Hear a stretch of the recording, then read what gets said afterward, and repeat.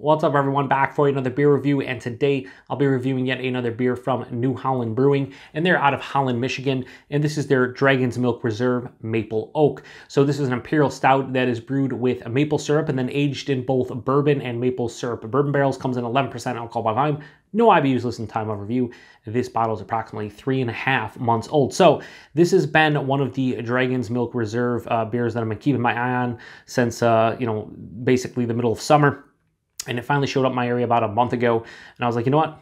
I'm going to give it a go. And that's because if you know anything about me, it's that I love maple syrup and I love coconut. So when I saw this, I was like, yeah, right in my wheelhouse. So this is apparently the first Dragon's Milk beer, the base beer, the Imperial Stout, the first time they ever brewed it with maple syrup. And then they aged this one in double barrel aged, basically bourbon and then maple syrup bourbon barrels. And sounds pretty good. I've seen a couple beer reviews on YouTube, and I've also seen a ton of my Untapped friends check this one in. The general consensus is that this is pretty good, but it is thin. And that's the one issue I have with most of the Dragon's Milk Reserve beers, is that they're super thin. But most people enjoyed it. They just, so many crazy beers nowadays that maybe 4 or 5 years ago, this would be just something, just you can't get your hands on, something new. But a lot of people just say it's a really good beer. It's a bit thin and maybe not as maple heavy as a lot of us would want. But here's the thing. I've never had it.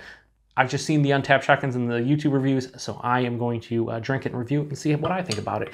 I think I'm going to enjoy it, but I do think it's going to be thin. And that's, again, I've had so many of the maple, so many of the Dragon's Milk Reserves that's like, yeah, I pretty much know that it's going to be thin.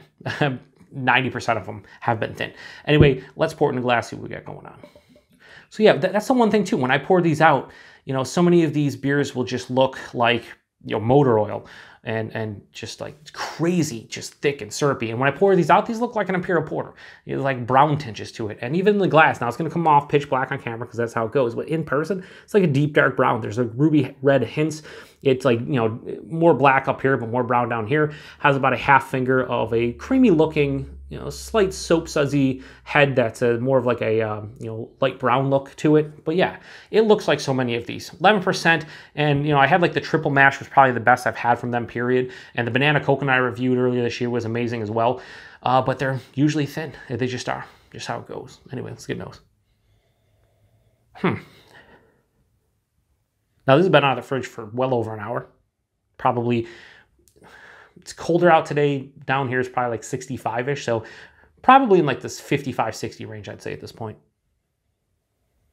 Definitely getting like an unrefined maple syrup. So an unrefined maple syrup doesn't have the, the sweetness that a refined maple syrup would have. This has like just, this like just the maple syrup character without the sweetness. And then I'm getting like dark fruit. Yeah, like a... almost like a red grape type of thing going on. Almost a vinous character to it, which is weird.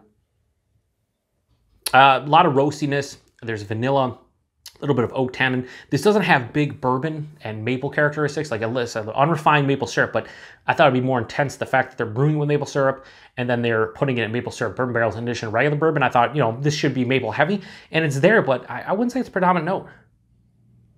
I think it's just kind of like it's pretty well balanced from the red grapes to the maple to the roasted, malt character to a little bit of like oak bourbon character as well. Touch of maple. Dark cherry. As it opens up, a little bit more of maple's coming to the forefront. But overall, it smells good. Would I, if I was doing this as a whodunit beer, a mystery beer, would I say that this smells like a Imperial Stout with maple syrup, double barrel aged in bourbon and maple syrup barrels? No, I would not, just being honest with you guys. Doesn't smell bad though. It smells pretty good. Let's get into it. Cheers, everybody.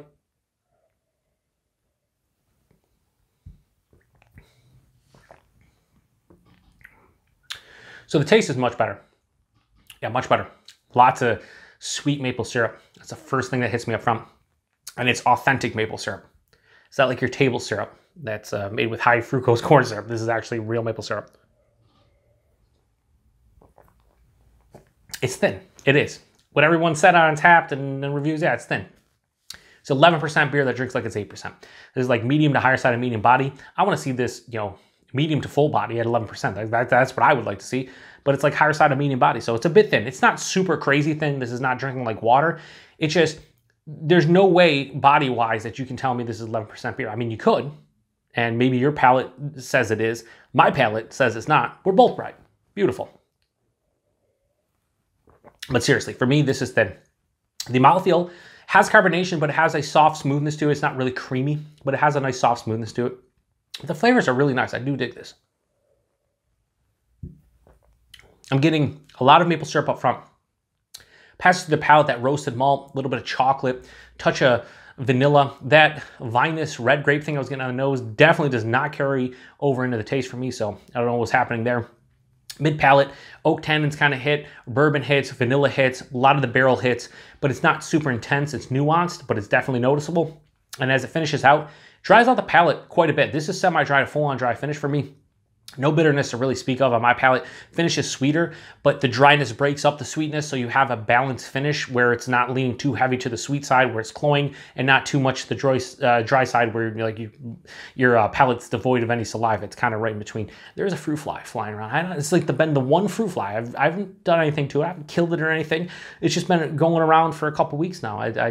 There's nothing down here that would indicate that there should be a fruit fly down here. All the bottles behind me, clean with soap and water. Nothing else going on. I have no idea. Whatever. It's almost winter time. So yeah, this is really good. 11%. It kind of drinks like it's 8 or 9% too, as far as the alcohol is concerned. I'm not even getting a warm in the chest, a little bit into the stomach, but nothing on the palate. The one thing about the Dragon's Milk Reserve series is I think they hide the alcohol quite a bit. Outside of the triple mash, which is whatever, 17%, most of these are in like the 11% range, and they drink like they're 8 or 9%. They do a good job of hiding the alcohol to a certain degree. This is still an Imperial Stout, but it's not 11% for me. It's more like an 8.5, 9. Yeah, really nice. The thing about the Dragon's Milk Reserve series is that they're very hit or miss for me. You have the triple mash this year that I had, which was awesome. You have the banana coconut, which is awesome.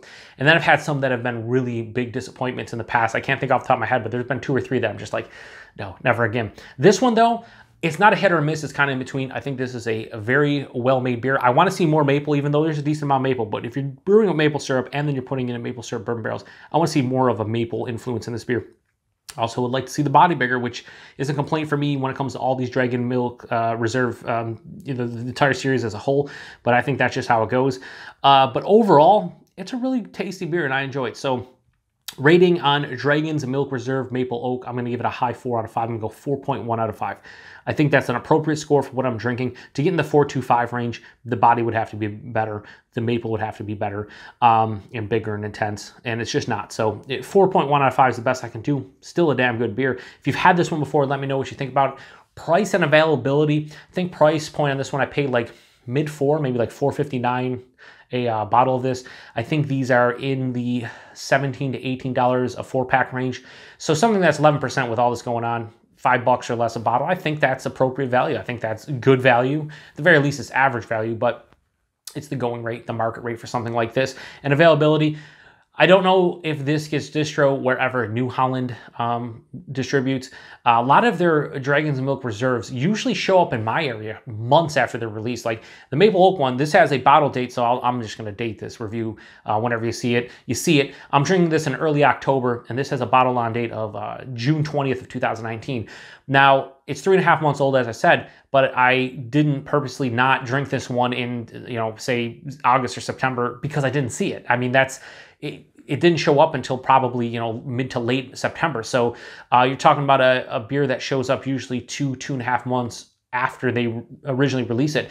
That happened with the, the banana coconut did not show up in my area till like 2.5 months after they released it. So one of those things where if you're not in Michigan, you probably don't see this fresh, but at the same time, a beer like this, you don't have to drink it super fresh. So anyway, 4.1 out of 5 for New Holland's Dragon's Milk Reserve Maple Oak. If you've had this one before, like I said, let me know what you think about it. I think it's a good beer, bit thin, need a little bit more maple, but overall, I enjoy it. Anyway, appreciate everybody stopping by for another beer review. To the next one, cheers.